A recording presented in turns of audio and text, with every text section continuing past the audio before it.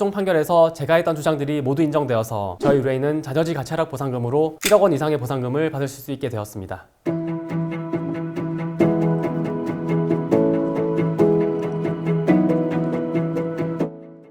안녕하세요. 부동산 전문 변호사 나연호입니다.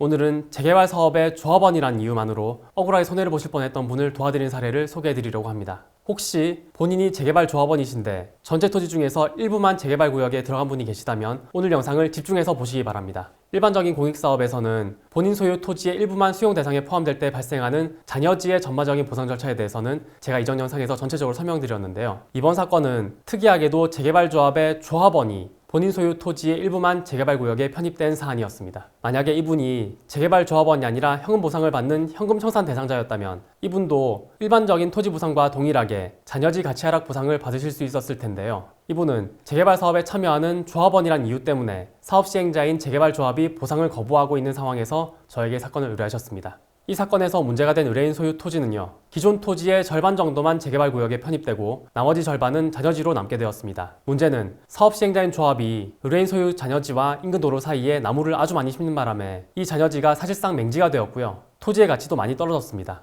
결국 의뢰인 소유의 잔여지는 이 재개발 사업 때문에 가치가 하락하게 된 거죠. 여기까지만 보면 당연히 다른 공익사업과 마찬가지로 잔여지 가치 하락 보상이 이루어져야 하는 상황인데요. 이 재개발 조합은 저희 의뢰인이 조합원이고 조합원은 재개발 사업의 주체이기 때문에 재개발 사업에 따른 보상을 받을 수 있는 지위가 아니라고 주장하면서 보상을 거부하였습니다. 그리고 이때 저희 의뢰인이 저희 사무실을 찾아오신 겁니다. 저는 그동안 수많은 보상 사건을 경험해 보았고 웬만한 케이스는 다 접해봤다고 생각했는데 이분의 말씀을 듣고 나서는 굉장히 특이한 사건이라는 생각이 들었습니다. 그래서 혹시 기존의 보상 사례 중에서 이것과 유사한 사건이 있었나 백방으로 알아봤지만 역시나 찾을 수가 없었습니다. 그래도 제가 알고 있는 지식과 경험에 비춰봤을 때 이 사건은 쉽진 않겠지만 인정되어야 마땅한 사건이라는 판단이 들었기 때문에 저는 사건을 수임하고 본격적으로 보상 청구 절차를 진행하게 되었습니다. 우선 첫 번째로 지방토지수용위원회에 재결 신청을 해서 이 의뢰인에 대한 잔여지 가치 하락 보상이 이루어져야 한다고 강하게 주장했는데요. 지방토지수용위원회는 저희 의뢰인이 재개발 조합원이기 때문에 손실보상 대상이 될 수 없다는 이유로 보상 청구를 기각했습니다.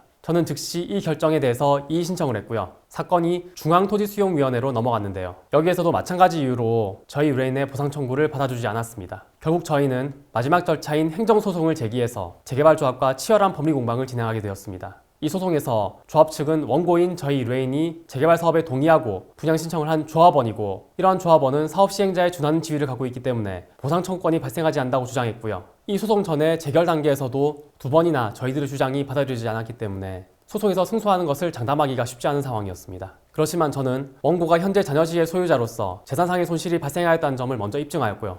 이렇게 재개발 사업으로 인해서 손실을 입었음에도 불구하고 여기에 대해서 아무런 보상도 하지 않는다는 것은 헌법상 정당 보상의 원칙에 위배된다고 강조하였습니다. 그리고 조합 측에서는 원고가 조합원이기 때문에 사업 시행자에 준하는 지위를 가지고 있다고 주장하지만 저는 원고가 지금 재개발 조합원이 아니라 잔여지 소유자의 지위에서 보상을 청구하는 것이고 이 두 개의 지위는 명백하게 구분되어야 한다고 강하게 주장하였습니다. 그리고 만약 원고가 분양 신청을 하지 않아서 현금 청산 대상자가 되었다면 당연히 잔여지 가치 하락 보상을 받았을 것인데 이분이 분양 신청을 했다는 이유만으로 보상금을 전혀 받지 못한다는 것도 불합리하다고 주장하면서 재판부를 설득하였습니다. 결국 최종 판결에서 제가 했던 주장들이 모두 인정되어서 저희 의뢰인은 잔여지 가치 하락 보상금으로 1억 원 이상의 보상금을 받으실 수 있게 되었습니다. 이 사건은 기존의 유사한 사례를 찾을 수가 없는 특이한 사례였고요. 재결 단계에서 두 번이나 기각되었기 때문에 소송을 진행하기가 쉽지 않았습니다. 하지만 열심히 재판부를 설득한 끝에 결국 좋은 결과를 얻게 되어서 큰 보람을 느낀 사건이었습니다. 지금까지 보신 것처럼 토지 보상에서는 워낙 다양한 사례가 존재하다 보니까 아직까지 명확한 판례가 없는 부분도 있고요. 토지 소유자가 개인적으로 그 내용을 파악하고 보상을 청구하시기에는 어려운 경우가 많이 있습니다.